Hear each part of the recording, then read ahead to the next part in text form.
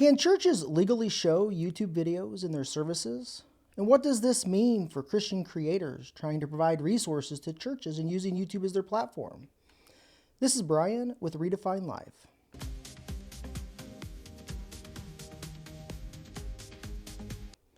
This issue was recently brought up, and the more I looked into it, the more complicated it became.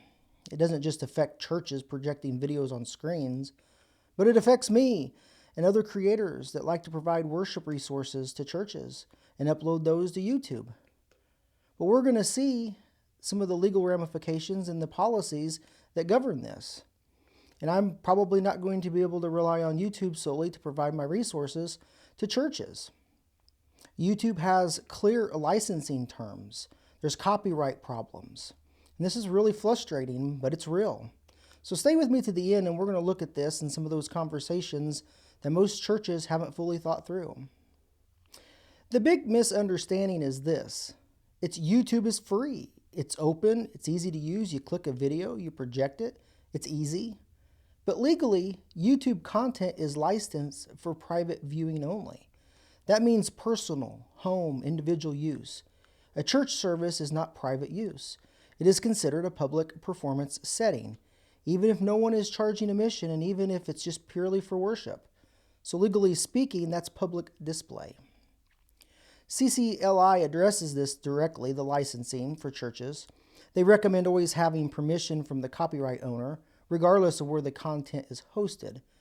And there's the issue of this, that not every video that's uploaded to YouTube was uploaded by the copyright owner. Millions of videos go up constantly. Platforms, they can't police everything. Some uploads they're actually authorized, but many of them are not. So just because a video exists on YouTube doesn't mean it is legally there and may be able to be shown. There are many layers of this copyright that most people never think about. First, there's the songwriter or the music publisher who owns the composition itself.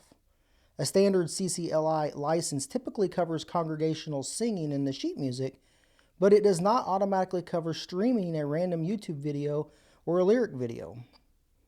Second, there is the owner of the master recording, usually the label or the artist who owns that specific recorded version. Even if you are licensed to perform the song, you may not be licensed to play that recording publicly. Third, there's a video creator. Many lyric videos on YouTube are fan-made and they're not authorized.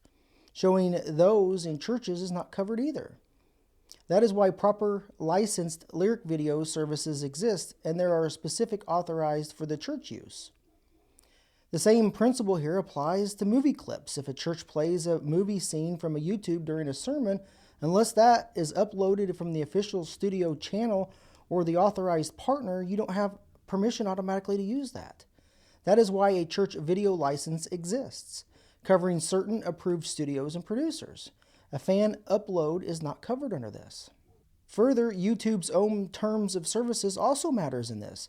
The platform specifically states it's personal, non-commercial use.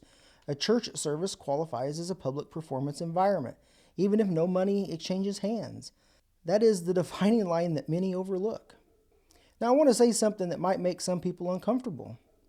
There's a difference between asking, can we get away with this, and asking, is it right before God?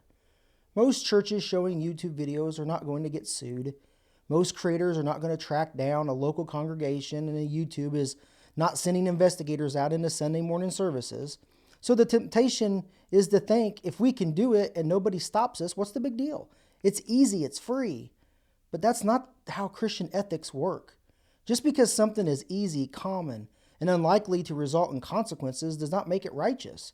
If we knowingly use something in a way that violates the owner's copyright, and we understand that is not permitted, and we choose to do it anyway, that's not an innocent mistake. That becomes willful disobedience. Scripture makes it clear that when we know what is right and we choose not to do it, that's sin. This is not about illegal fear and the consequences that may come, the penalties, the fines. It's also about integrity. Churches preach honesty. Churches teach obedience. Churches call people to live above compromise. If we ignore copyright simply because it's inconvenient, we are teaching something very different by example. I say that with the sympathetic heart because this system is confusing, license is complicated, and YouTube makes everything feel casual and accessible. But confusion is different from willful disregard. Once we understand the issue, we are accountable on how we use it or how we respond to it. So what should churches do? Well, one thing, we got to use official sources whenever possible and have the permissions to use that. We got to confirm that the upload comes from the copyright owner or the authorized partner.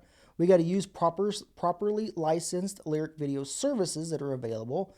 You can use a church video license for authorized movie scenes as well.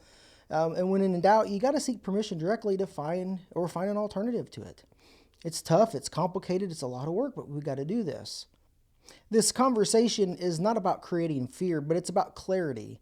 The digital world has blurred lines that used to be really obvious. Just because something is online does not mean it's free or for public use.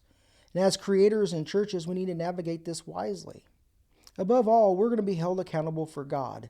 And when we are told to obey the laws of the land and we willfully disregard that, that's a problem.